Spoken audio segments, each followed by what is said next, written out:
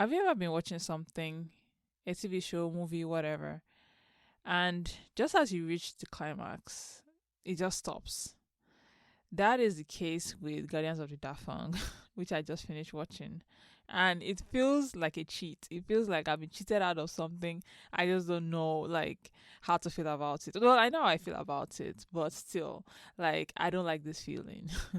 And so yeah, for those who don't know, I've been watching Guardians of the Dafeng for a few weeks now, and I really really like it. So I even gave my first impression review about this drama in a previous episode, just because I was enjoying it so much, right? So you guys should check that out first because I feel like it will inform a lot of what I say in this review and why I am both a big fan of this drama and also a hater. Because the drama has finally ended after 40 episodes, and while it was generally pleasurable, at least enough to keep me watching till the end, I have beef with the director and the writer. Right? Because what was that ending? Like, like what was that? Well, first things first. This drama was really, really good. I really, really liked it, and I want to talk about those things that I liked first, right? I want to talk about the things that kept me watching. My favorite things about this drama, basically. And to start off is the man himself, Dylan Wang. Dylan Wang is the lead in this drama and he's very entertaining to watch. Keyword being entertaining. I know a lot of people have things to say about his acting, and yes, I admit it. Like, there were moments where his acting did not match the mood of a scene or something, right? Like, he would make an expression and it wasn't the expression you would expect him to have in that moment, right? And so I'm not like saying he's like the best actor or anything. He's not like, if I was gonna compare him, he's not like the male lead in Joy of Life, right? I feel like he still needs a little work. That said, he was still very entertaining to watch, and that's really all you need in this kind of drama, right? So his shenanigans were entertaining enough that like I wasn't particularly bothered by his acting. I just kept on watching, right? And let's be honest, if I would like be completely honest, I have to give him credit for the fact that like he is acting in a male-centric drama in the sense that like he is the main attraction, he's the male protagonist, and he has the most scenes, right? And so it does get hard, right? Having the camera on you like every time, but I think he pulls it off, right? And I think I would watch him over and over again. Like, the more he does this kind of dramas, I will watch every single one, right? I like how he has this like $1 million smile. It's sort of bratty, it's a bratty smile, but I love it, and honestly he's just a joy to watch. So that's the first thing I will say, that this drama is very good in the cast of the male lead. Like, I like Dylan Wang and he's watchable for me, right? He's more than watchable. I do enjoy watching him, right? So that's the first thing. Another thing that makes this drama amazing is that I think the characters are just so well done, right? I think the characters are just interesting enough that this show keeps me watching, right? It didn't feel like everything and everyone revolved around Shuchian necessarily, right? Even though it did. Like, that's just a fact of like the kind of drama this is, right? He's a male protagonist, and so everything is kind of around him, right? But like, you don't get that feeling that everything revolves around Shuchian, right? Or else I feel like that would give you the feeling that like Shuchian is OP. And to an extent, to an extent, yes. Shuchian is OP in that, like, when you say OP, we mean like overpowered. That is like a protagonist that just gets everything easily. Like, he doesn't really have to work for it, right? Like, when he's coming up against like a villain, against somebody that's just like his opponent, you know he's going to win even before it starts, just because he is that good, or is written that way. And that can get kind of annoying, right? But he's not necessarily like that kind of Mirisu character, right? Yes, he does rise in ranks very early compared to everybody else around him. And he does break into like new supernatural like realms, like I don't know what they call it, right? Easily, right? So it seems that everything is generally just working for him. But at the same time, this show makes a point to mention, or at least it hints at the fact that all this might be a symptom of the fact that this Shuchian is not necessarily from this world, which I like. I feel like that's kind of what is giving him the cheat, in that like he is not actually part of this world. So a lot of the things he does, I think, is out of norm. And so that kind of adds to why he's seemingly able to maybe break ranks and do all the things normal people would not do. So even though he's just a little bit OP, he's not too OP. There's still characters that can beat him in stuff, right? And so I do like that, right? So the characters were just fantastic in that sense, in that I didn't make me feel that like Shuchian was everything in their world. Like Shuchian was all they need to cater to, right? There were moments where he was humbled, right? So I really like that, right? And so yeah, that's just another thing I really like about this drama. Then moving on, what makes this drama also really amazing, for me at least, is the relationship between our male lead and other people. So Shuchian and every other person that comes in contact with him, either good or bad. But I will say that I think that I just like the way Shuchian is able to, through his own goodness and like unwavering spirit, to inspire people, right? You want to do good, or you want to be good because you see Shuchian doing good, right? And you see him do all these things, and so you want to imitate that. And I like when my characters have that kind of effect on other people, right? It's just a good characteristic to have, right? And I will say, to an extent, it's a characteristic that like I feel like most male characters in like male-centric dramas seem to have. And so it's not that I'm complaining about that, that's fine. It's just that like that's something that I do see. I do see it a lot in dramas that like have a male protagonist, right? And so in this like drama, for example, right, Shuchian, when he sees somebody weak, vulnerable, being abused, right, he's always the first to stand up for them, right? Whether they want him to or not, he will be there, and he just can't seem to stand people being treated as less. Probably because it comes from like the modern era and like equal rights and everything, right? So that's another thing that makes him very interesting, makes his relationship with other people interesting, because he also gives him that leadership quality that like makes people want to follow him, right? And so yeah, I really like that about his character as well. And then another thing I really like about this drama, I would say, is how the relationship between Shuchian and the princess develops, right? The Linhan princess, she's a very sweet girl. Like, her character is very, very sweet. And actually, and I'm sorry to do this again because it's not like I want to bring up Joy of Life every time, but I would say that her character is very, very similar to the love interest of the male lead in Joy of Life, in the sense that they are both kind of naive characters, right? It's just that I would say that I like Linhan in Guardians of the Dafeng more, while I never really warmed up to the one in Joy of Life. And I think this is simply because Princess Linhan seems more human with feelings and motives, right? She's naive, like I said, right, most of the time, but she's still human and someone who could grow, right? She's spoilt but not annoying, right? A little stupid, but not to the point where they infantilize her character, right? And so when you finally see the princess and when she mourns the loss of her cousin and her best friend, right, you feel very deeply for her, right? And you cannot not care. She has just very strong morals on a lot of things too, right? And she's the kind of person that she will speak out against evil actions by people, right? The other characters, the other nobles, the other like royalty, they are more morally grey characters, and they're the people that kind of like weigh their options and decide, oh, depending on the mood maybe of the emperor, they decide whether they can speak up or not, right?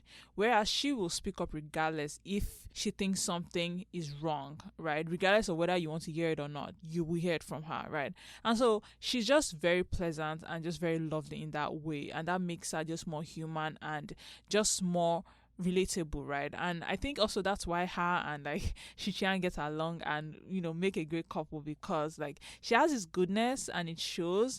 And even her scheming sister right, the Grand Princess Wai Ching recognizes all this and loves her sister dearly, right? It seems like they're on different sides, and it seems like there's this one-sided beef from Linlan, like Princess Linlan's side towards her sister, but that doesn't really matter. Like, I think that she can still recognize her sister's goodness and, you know, love her regardless. And so that's why she, you know, protects her from things. And on that note, just to keep talking about Princess Wai Ching, I find her to be my favorite character in this. You never know what she's thinking. You don't really know what she wants, what her motives are.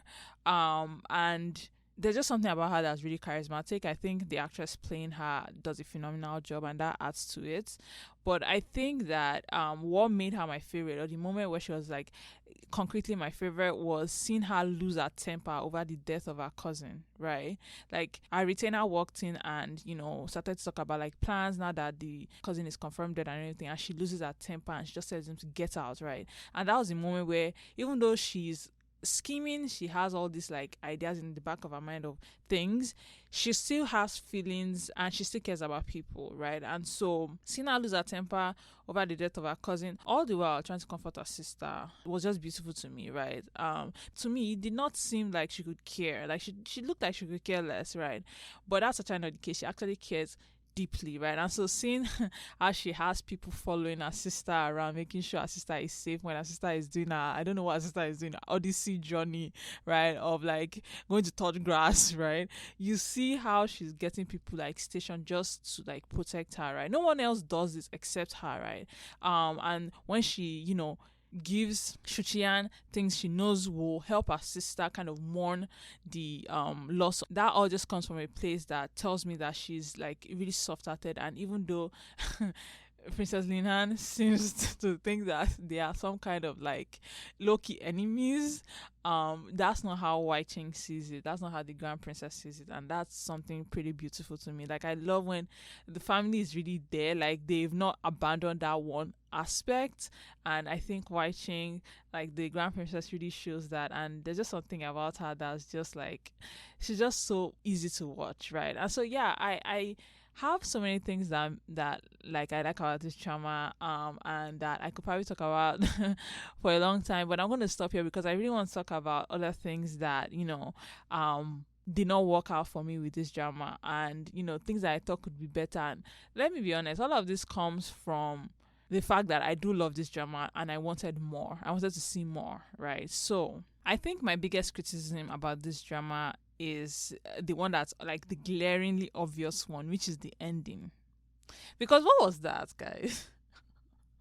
Like, after the last episode, like after episode 40, I had to go and Google to see if there would be a season 2, because there's no way like there's no way that it's ending just like that. In fact, at like episode 38 or something, I was already anxious because I felt like we were nowhere near like even half of the story yet, right? Like, that ending to me was just so abrupt that I was left wondering like, what the hell?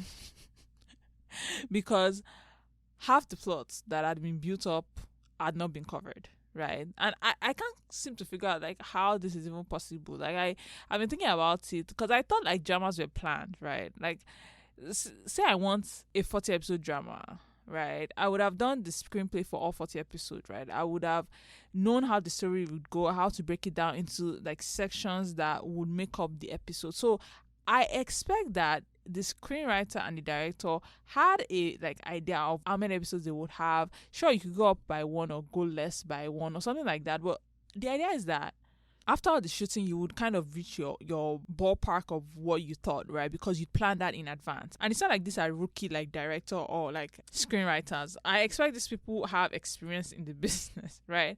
But what do we get? Instead, we get a story that relies on exposition in the final episode to tell you what is happening. Like, that's how you know they ran out of budget, right? Because like, I was sitting there like, what? Like, I just don't get it. Because does that mean that like they planned it to be more and they ran out of budget? Because yeah, that's anything that I feel like could make sense. Because the minute Shuchian disappears in the final like episode, maybe 39 or early 40 or something, I don't remember, right? He disappears when him and the Emperor are going at it, right? What happens after that? Right? Where does it go? Right? I mean, all that they try to just explain away, right? Like, why was it so easy for Wei Yuan to subdue the Emperor after the Emperor had been a pain in our collective behinds for the past 20 episodes? Like, how did he just like suddenly, muster up the courage, the political like acumen? Even, in fact, I knew he had the political acumen. It's just that there were things he was looking at and why he did not like force the Emperor to do things, right? So how did that whole reason disappear all of a sudden in the last episode, right? And also, like, what was the supervisor planning for Shuchian, right?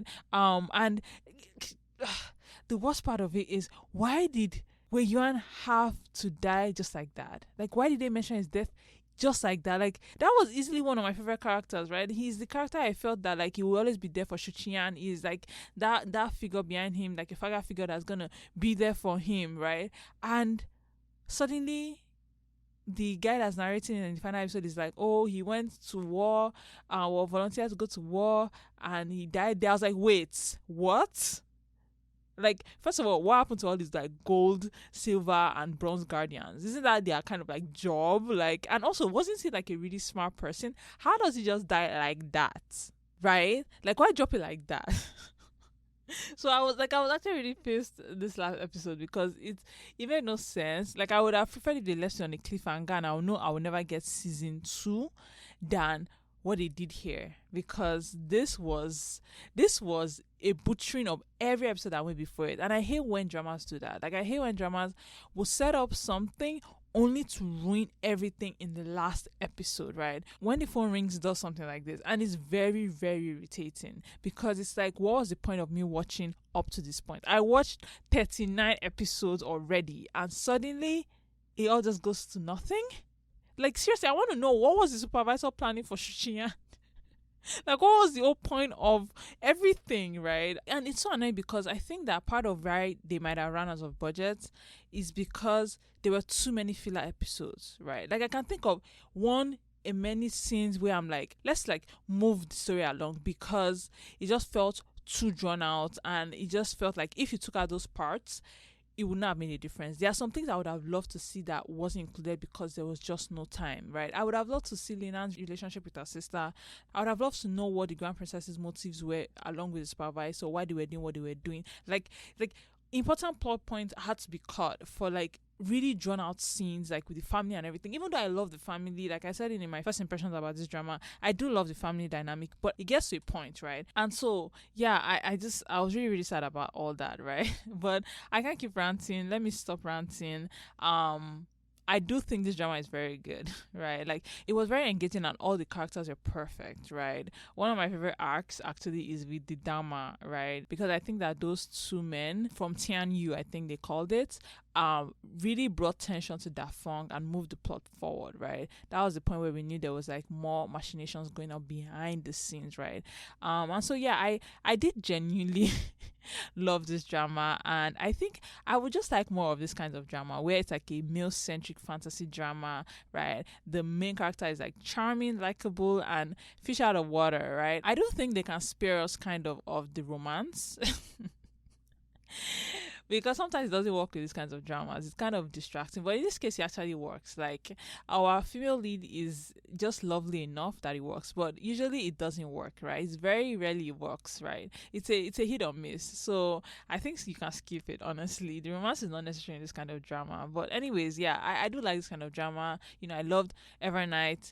I loved Joy of Life. I loved Blood of Youth. Right? These are, you know, dramas I really like, and so Guardians of Dafeng is going on that list as well. They are all really, really good, like male centric dramas. So keep making them, keep them coming. And honestly, in fact, if you guys have recommendations about these kinds of dramas, please send them my way.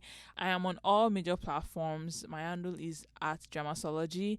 Yeah, so please send it to me. Like, I want to see more, right? I think I've watched like Fight Breaks Fear. I've watched that as well. So like, I like immersive male centric dramas like that, and I wish they would make more of it. But yeah, that's all I have for this episode. Don't let me take too much of your time. Thank you guys so much for tuning in, and I hope you guys have a great rest of your week. I'll see you guys again next week. Have a lovely one. Bye.